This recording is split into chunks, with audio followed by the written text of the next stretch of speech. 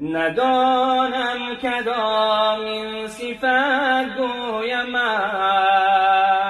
که والاتری زانچه من گویمت که والاتری زانچه من گویمت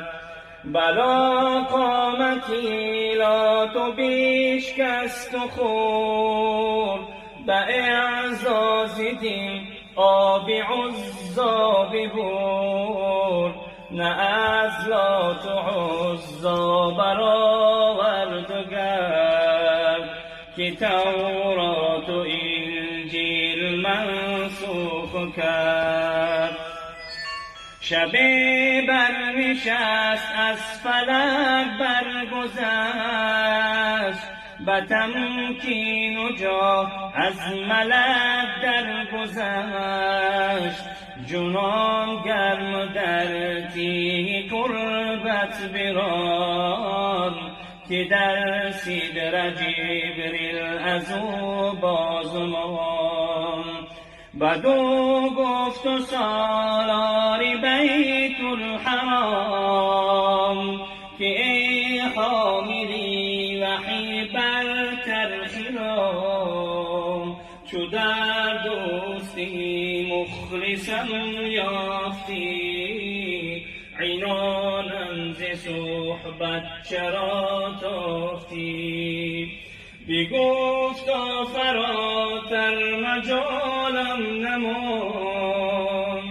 بماندم که نیروی بالم نمان اگر یک سری موی برتر پرم فروغی تجلی بسوزد پرم نماند به عیسیان کسی در گرو که دارد چنین سیدی پیش رو چه نعتی پسندیده گویم تو را علیک السلام ای نبی السلام ندانم کدامین صفت گویمت که والاتری زانچه من گویمت که والاتری زانچه من گویمت